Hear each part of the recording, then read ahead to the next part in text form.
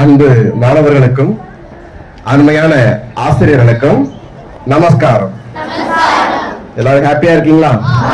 Okay. Vinayagar அகவல் இப்படி படிக்கணும், மௌனமா படிக்கணுமா சப்தமா படிக்கணுமா? விநாயகர் அகவல் படிக்கும் போது முதுகு கூர்ந்து இருக்கணுமா நிமிர்ந்து இருக்கணுமா? அந்த மாதிரி நிமிர்ந்து இருக்கும் போது நமக்கு என்ன ஏற்படும்? முதுகெலும்பு நேரா இருந்துச்சுன்னா மூளைக்கு போகின்ற ஆற்றல் வந்து நல்லா இருக்கும்.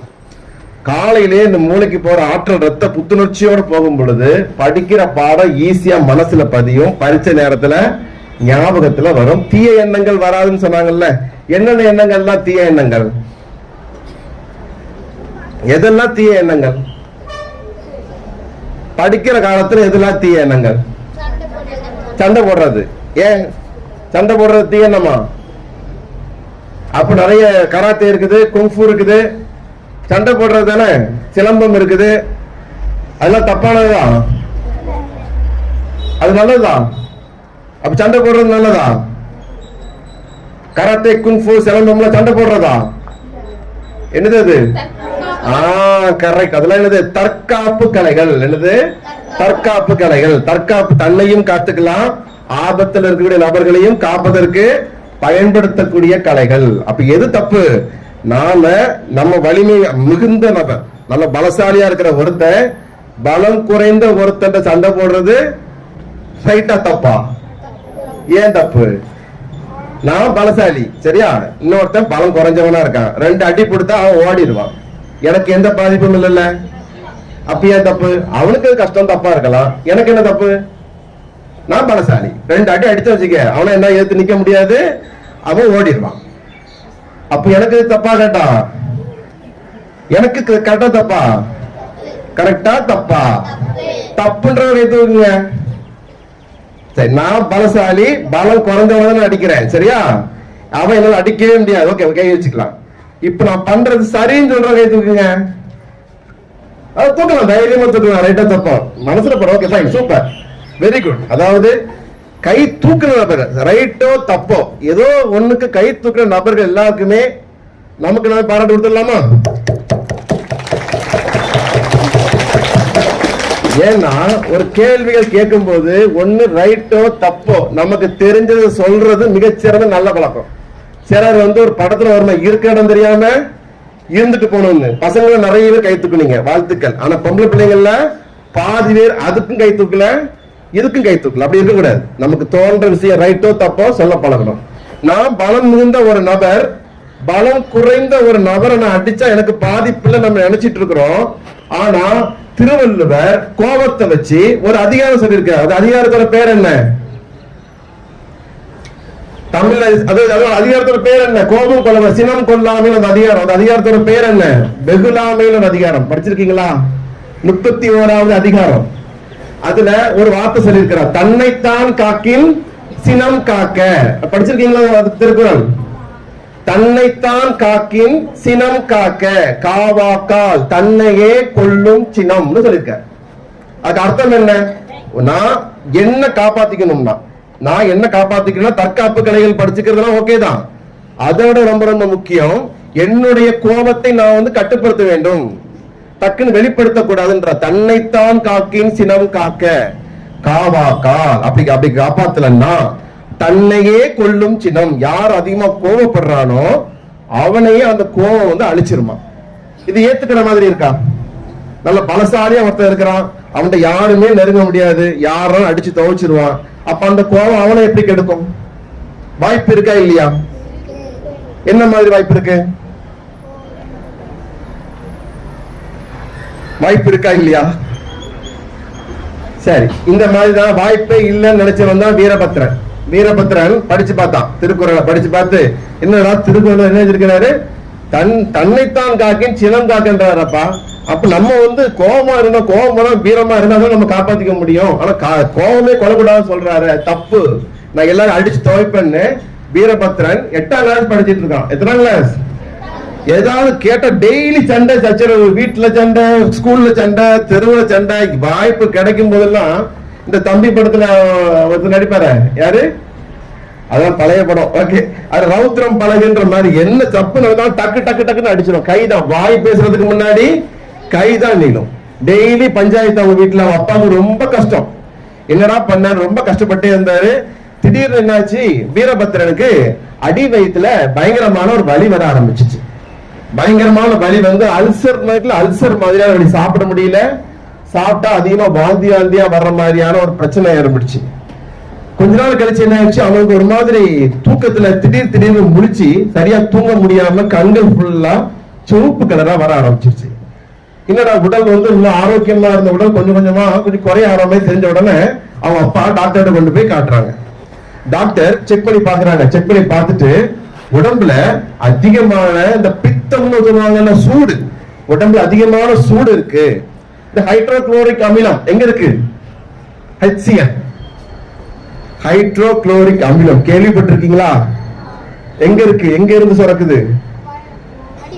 அடி வயிற்றுல இருந்து சுரக்குது. சூப்பர் சூப்பர் சூப்பர், நல்லது. அதாவது ஜீரணத்துக்கான ஒரு நொதி, சரியா? HClங்கிறது அது வந்து சூடா இருக்கும். அது அதிகமா சுரந்தா என்ன ஆகும்? வயிற்றுல அல்சர் உண்டாயிரும். அப்போ வீரபத்ரனுக்கு அல்சருக்கான காரணத்தை தேடி பார்க்கும்போது அதிகமா கோபப்படுறான். அதிகமா கோபப்படுறதுனால தலை அதிகமா, கிராமங்கள்ல அதிகமா கோபப்படுற, மண்டை சூடாயிட்டாங்க பாங்கல்ல, அந்த மாதிரி அதிகமா கோபப்படுற நபர்கள் என்ன ஆகும்? உடம்பு அதிகமான உஷ்ணமாகும். அதிகமான அமிலங்கள் அதிகமா சுரக்க ஆரம்பிக்கும். அதிகமான அமிலங்கள் சுரக்க ஆரம்பிக்கும் போது ஜீரண சக்தி கெட்டு போகும். வயிற்றுல ஜீரண சக்தி கெட்டு போச்சுன்னா என்ன ஆகும்? படிப்படியா ஒவ்வொரு உறுப்புகளுக்கும் செல்லுகின்ற சத்துக்கள் கிடைக்காது. அப்பெல்லாம் ஒவ்வொரு உறுப்புகளும் பலகீனமாகும் பொழுது உடம்பே பலகீனமாயிடும். மருத்துவத்துல சைக்கோசோமேட்டிக் டிசீஸ், உடல் மனம் சார்ந்த வியாதிகள், மனம் உடல் சார்ந்த வியாதிகள் இருக்கு. எக்ஸாம்ல திடீர்னு ரொம்ப படிக்காம போயிட்டு பயத்துல அப்படி வெளியில போய் இருக்கும்போது டாய்லெட் போகணும்னு தோணுமா தோணாதா? சிலருக்கு ஒரு மாதிரி லூஸ் மோஷன் ஆகும். கவனிச்சிருக்கீங்களா? எக்ஸாம் டைம்ல ரொம்ப பதட்டத்துல இருந்துட்டு இருக்கும்போது திடீர்னு மயக்கம் போட்டு கீழே விழுந்துருவாங்க. அப்ப எண்ணங்கள் அதிகமான உஷ்ணமான, அதிகமான கோபமான, அதிகமான தீமையான எண்ணங்கள் அதிகமா இருக்க உடம்பு பாதிக்கப்படும். வீரபத்ரனுக்கு அந்த பிரச்சனை ஏற்பட்டுடுச்சு. அவனுடைய கோபம் என்ன ஆயிடுச்சு? அவன் உடம்புல வியாதியாக வர ஆரம்பிச்சிருச்சு. அப்பதான் அவங்க அப்பா சொன்னாரு, இவன் எப்படி கண்ட்ரோல் பண்றதுன்னு ஒரு ஐடியா பண்ணார். என்ன பண்ணாரு? எவ்வளவோ டைம் இனி கோவப்பட, ஒவ்வொரு பஞ்சாயத்து வரும்போது பஞ்சாயத்தை முடிச்சுட்டு, இனி கோவப்படக்கூடாது, சண்டை போடக்கூடாது, சரிப்பா தலையாட்டுவான். அடுத்த 5வது நிமிஷம் 10வது நிமிஷம் திரும்ப ஒரு சண்டை வந்துடும். அதனால அவங்க அப்பா இவ்வளவு சமாளிக்க முடியாது. ஆனா நம்ம என்ன பண்ணலாம்? ஒரு ஐடியா, ஒரு சுத்தியனையும் நிறைய ஆணியை கொண்டு தான் அவன் கையில கொடுத்தாரு. இந்த பாரு, எவ்வளவோ சொல்லிட்டு கேட்கல. ஆனா ஒவ்வொரு டைம் நீ கோவப்படும் போதும் இந்த ஆணியை எடுத்துக்கொண்டு போய் அந்த மரத்துல ஒரு ஆணி அரைஞ்சிடணும். ஒவ்வொரு டைம் கோவப்படும் போதும் அந்த ஆணியை அந்த மரத்துல நீ அரைஞ்சிடணும் சொல்லிட்டாரு. அவனுக்கு பரவாயில்ல, இது ஒரு கேம் தானே, அடிப்பான். 4 பேர் அடிப்பான். அடிச்சுட்டு வந்து ஒரு 4 ஆணிய மரத்துல அரைஞ்சிருவான். திரும்ப ஒரு 5 பேர் சண்டை போடுவான், ஒரு 5 ஆணிய மரத்துல அரைஞ்சிருவான். அப்படி பார்த்தா முதல் வாரத்துல கிட்டத்தட்ட அவன் 18 ஆணிகள் அரைஞ்சிருக்கான். அடுத்த வாரம் ஆணி நிறைய போறான். இதுல 18 ஆணி, இத்தனை சண்டை போட்டிருக்கோமா தோண உடனே கொஞ்சம் கொஞ்சமா என்ன ஆச்சு? 18 ஆணி. அடுத்த வாரம் 15 ஆணியா குறைய ஆரம்பிச்சு. 15 சண்டை குறைய ஆரம்பிச்சு. 3வது வாரம் 5 ஆணி தான் அரைஞ்சான். 4வது வாரம் ஒரே ஒரு ஆணி தான் அரைஞ்சான். அவனுக்கு பரவாயில்லையே, நம்ம கோபத்தை நல்லா குறைச்சிட்டோமே, அவனுக்கு ரொம்ப மகிழ்ச்சி. 6வது வாரம் ஆணியே அறையலை. ஏன்? சண்டையே போடல. உடனே கெத்தா அவங்க அப்பாவை கூட்டு வந்தான். இங்க பாருங்கப்பா, இந்த வாரம் ஆணியே அறையலப்பா. அப்ப என்னாச்சு? கோபமே படலன்னு கெத்தா சொன்னான். இப்ப அவங்க அப்பா சொன்னாரு, நல்ல விஷயம். இப்ப கிட்டத்தட்ட அதுல முதல் எத்தனை ஆணிகள் இருக்கு? 50க்கும் மேற்பட்ட ஆணிகள் இருக்கு. இனி ஒவ்வொரு நல்ல காரியம் பண்ண என்ன செஞ்சிடணும்? ஒவ்வொரு ஆணியா புடுங்க ஆரம்பிச்சிடணும் சொல்லிட்டேன். ரைட், இது ஒரு கேம் நல்லா தான் இருக்குது. அப்ப முடிஞ்ச வரைக்கும் யாருக்கெல்லாம் ஹெல்ப் பண்ண முடியாதா ஹெல்ப் பண்ணி பார்த்தா, ஹெல்ப் பண்ண என்னாச்சு? ஒவ்வொரு 5 ஆணி, 6 ஆணிகள் பிடுங்க ஆரம்பிச்சான். ஒரு 3 வாரத்துல எல்லா ஆணியையும் அவன் எடுத்துட்டான். இப்ப அந்த வீரபத்ரன் கோவப்பட்டானா? கோவப்படல. அதுக்கப்புறம் ஆணியை பிடுங்க என்ன பண்ணலாம்? நிறைய நல்லது பண்ணா ஆணியெல்லாம் எடுத்தாச்சு. திரும்பவும் கெத்தா அவங்க அப்பாவை கூப்பிட்டான். அப்பா பாருங்க, இப்ப மரத்துல ஆணியே இல்லன்னு கெத்தா அப்பா பாராட்டுவாருன்னு நினைச்சு சொன்னான். அப்பா என்ன சொன்னாங்க? ஆணியை எடுத்துட்டேன், ஆணி பதிஞ்ச அந்த வடு இருக்குல்ல, ஆணி அடிச்சு புடுங்கினா அல்லது அந்த ஓட்டை இருக்கும்ல, அந்த பாதிப்பு இருக்கும்ல, அதுக்கு நீ என்ன பண்ண போற ஒரு கேள்வி கேட்டேன். அப்போ கோபம்ங்கிறது நம்ம எவ்வளவுதான் கோபப்பட்டா அதனால ஏற்படுற பாதிப்பு நிச்சயம் மாத்தவே முடியாதுன்றதுனால முடிஞ்ச வரைக்கும் நம்ம கோபப்படுறத கண்டிப்பாக குறைக்கணும். எதுக்காக குறைக்கணும்? அடுத்தவங்களுக்கு நல்லதுன்றதுக்காக மட்டும் இல்ல. நம்ம கோபத்தை குறைக்கும் பொழுது நம்ம உடம்பினுடைய ஆரோக்கியம் அதிகமாகும். அதத்தான் அன்னைக்கே திருவள்ளுவர் என்ன சொல்லியிருக்கிறார்? தன்னைத்தான் காக்கின் சினம் காக்க. சொல்ல ரிப்பீட் பண்ணலாமா? தன்னைத்தான் காக்கின் சினம் காக்க. காவாக்கால் தன் காவாக்கால். நான் சொல்ல ரிப்பீட் பண்ண போதும். தன்னைத்தான் காக்கின் சினம் காக்க. காவாக்கால் தன்னையே கொல்லும் சினம். சினத்தை பொருள் என்று கொண்டவன் கேடு நிலத்தரைந்தான் கை பிழையாதற்று. இதுக்கு என்ன அர்த்தம்? இதுக்கு என்ன அர்த்தம்? சினத்தை பொருள் என்று கொண்டவன் கேடு நிலத்தரைந்தான் கை பிழையாதற்று என்ன அர்த்தம்? யாராவது ஒருத்தர் சொல்லலாமா? 1 2 3 4 5 6 7 8 9 10. ஓகே, தமிழ் டீச்சர்ட்ட எல்லாரும் சொல்லிட வேண்டியது. சோஷியல் டியூஷன் சொல்லி திரும்ப ரிப்பீட் பண்றேன். ஒரு சினத்தை ஒரு நல்ல ஒரு பொருள், இதன் மூலமா நம்மளை காப்பாற்ற முடியும் நினைச்சு சினத்தை பொருள் என்று, ஒரு சினத்தை நல்ல ஒரு விஷயம் என்று கொண்டவன் கேடு. எவன் ஒருத்தன் நினைச்சிட்டு இருக்கிறானோ அவனுடைய வீழ்ச்சி, அவனுடைய கெட்ட காலம் எப்படி ஆரம்பிக்குமா? நிலத்தரைந்தான். வேகமா நம்ம எல்லாரும் இந்த தரையில கோபத்துல வேகமா அடிச்சா என்ன ஆகும்? நிலத்தரைந்தவனுடைய கை என்ன ஆகும்? கண்டிப்பா அடிபட்டுரும். அப்படித்தானே? கோபமா நிலத்துல அரைஞ்சவனுக்கு எப்படி பாதிப்பு ஏற்படுதோ அதே போல சினம் என்பதை ஒரு முக்கியமான ஒரு கருவியாக கொண்டு, ஆயுதமாக கொண்டு எவன் ஒருவன் வாழ்க்கையை நடத்துகின்றானோ அவனுடைய உடல் மனம் அத்தனையும் வீரபத்திரனுக்கு ஆன மாதிரி பாதிப்படையும்ன்றத திருவள்ளுவர் வெகுளாமைன்ற 31வது அதிகாரத்துல 10 குறள்களாக சொல்லியிருக்கிறார். திருக்குறளை மனப்பாடம் பண்ணா ஒரு பைசா பிரயோஜனம் இல்லை. அந்த திருக்குறளுடைய அர்த்தம் என்னன்றத தெரிஞ்சு படிக்கும் பொழுதுதான் நமக்கு நிறைய நன்மைகள் நமக்கு ஏற்படும். அதனால கோபம்ங்கிறது நம்ம முடிஞ்ச வரைக்கும் கொல்லாம இருக்கணும். அதற்கு என்ன சார் பிரச்சனை? உடல் ரீதியா பிரச்சனையை பார்த்தோம். அப்படிதானே? கோபம் அதிகப்பட்டா என்னென்ன அறிகுறிகள் மருத்துவர் ஒரு டாக்டரா சொல்ற, அதிகமா கோபப்பட்ட நபர்களுக்கு ஒரு சில முக்கியமான பிரச்சனைகள். பித்தம் அதிகமாகும் போது, உடம்பினுடைய உஷ்ணம் அதிகமாகும் போது குடல்ல அல்சர் ஏற்படலாம். இரண்டாவது, கை கால்கள் ஒரு மாதிரி பதட்டத்தோடு இருக்கலாம்.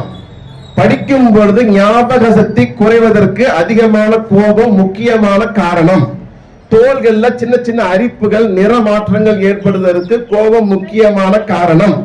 நம்மளுடைய கூந்தல், முடி அதிகமா உதிர்ந்து போகுது, முடியில வெள்ளை முடி நிறைய வருதுன்னு சொல்லி இந்த காரணத்திற்கும் கோபம்ங்கிறது ரொம்ப ரொம்ப முக்கியமான ஒரு காரணம். அப்போ நம்மளுடைய மூளை நல்லா இருக்குனாலும் முடி நல்லா இருக்குனாலும் என்ன செய்யணும்? மகிழ்ச்சியாக இருக்கணும். அதற்கு தான் வேதாத்ரி மகரிஷி கேள்விப்பட்டிருக்கீங்களா? வேதாத்ரி மகரிஷின்னு நல்ல ஒரு மனிதர், எல்லாரும் நல்லா இருக்கணும், எல்லாரும் மனசுல கோபப்படக்கூடாது, எல்லாரும் எல்லாருக்கும் ஹெல்ப் பண்ணணும்ன்றதுக்காக ஒரு 2 ஒழுக்க பண்பாடுன்னு ஒண்ணு சொல்லியிருக்கிறாங்க. என்னது? 2 விஷயங்கள். இந்த அவர் சொன்ன இந்த ஃபார்முலாவை, இந்த மந்திர வார்த்தைய நம்ம வாழ்க்கையில நம்ம ஃபாலோ பண்ணணும்னா நமக்கும் கோபம் வராது. நாம முடிஞ்ச வரைக்கும் சமுதாயத்திற்கு நல்லது பண்ணுவோம்.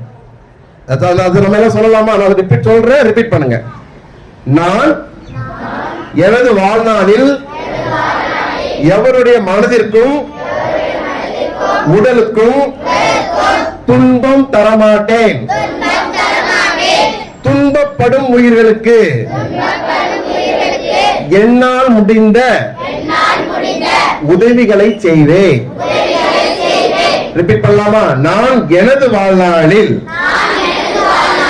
யாருடைய உடலுக்கும் மனதிற்கும் துன்பம் தரமாட்டேன். துன்பப்படும் உயிர்களுக்கு என்னால் முடிந்த உதவிகளை, நன்மைகளை, சேவைகளை மனப்பூர்வமாக செய்வேன். வாழ்க வையகம், வாழ்க வையகம், வாழ்க வளமுடன்.